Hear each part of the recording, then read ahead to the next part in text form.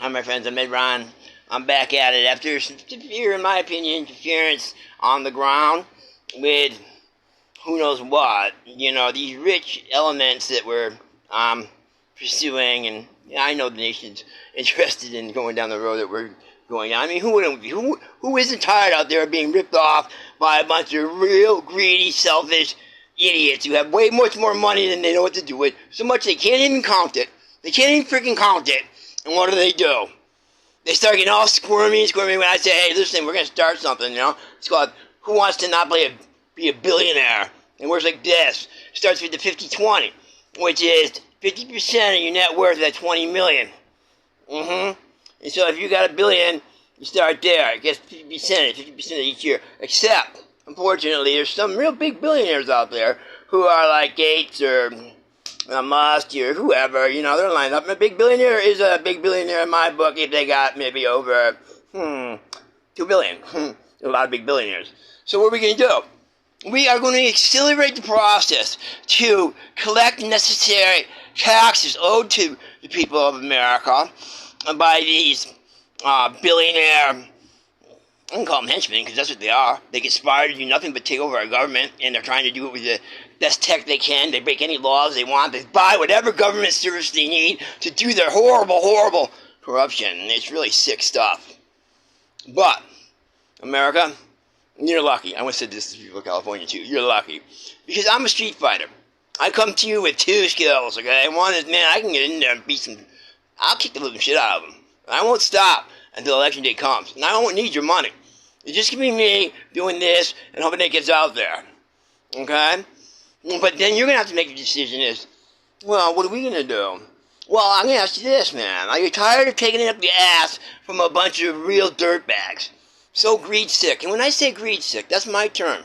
That's a term that I put into art years back.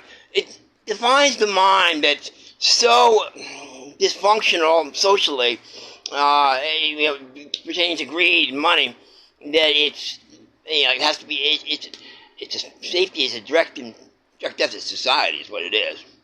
A direct threat to society as we know it. We can't have this sort of, antisocial indexing going on with the money thing, you know. People can get properly paid for the work they do or what they invent and all that and go to the heights they need to go to, fine. And markets can stay fully funded by new groups of entrepreneurs, not from the billionaire ranks. No, you had your turn, but from the people ranks, right? Whereas we take some of these major corporations that have conglomerates that are just too much, we're going to smash them a bit, break them down like you did in Mount Bell, and those component parts can be bought by, people of other classes, on their way up the class, so that they can use their marketing instincts and whatnot to bring it back and to do it and access the slice of dream. That's what I'm talking about, my friends. This has gotten way too out of hand. These people who have frozen it at the top are the bankers, number one.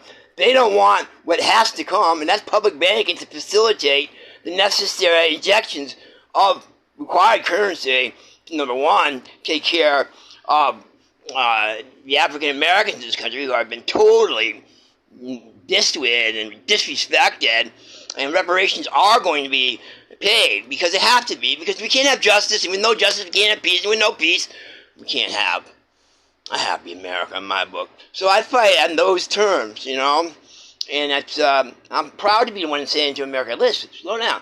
If we pay the African Americans a decent sum of money each, that's going to be a major injection of capital into the system, unlike any seen. There's going to be a blizzard of green like you never could imagine, and I'm not making it up.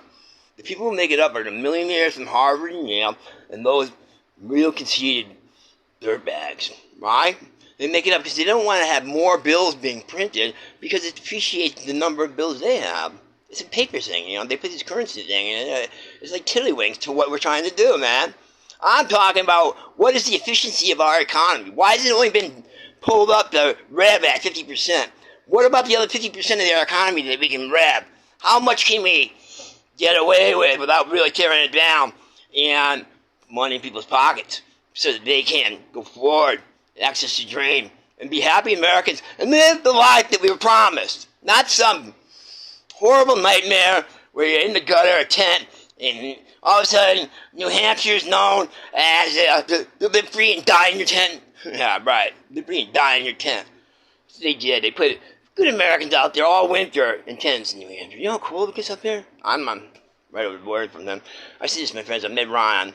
I'm running hard. I'm going to run to defeat Virginia corruption, and I'm going to run on a couple of presidential formats in California and New Hampshire to get the message out, not only about the Rich and Neal corruption thing that needs to get totally not, transparency is where it's at here, Jack, but to make sure that the correct messages that are transparent and uncorrupted by greed get put out there. Thank you, my friends. I'm Ed Ron. I'll probably be in this spot. Thank you.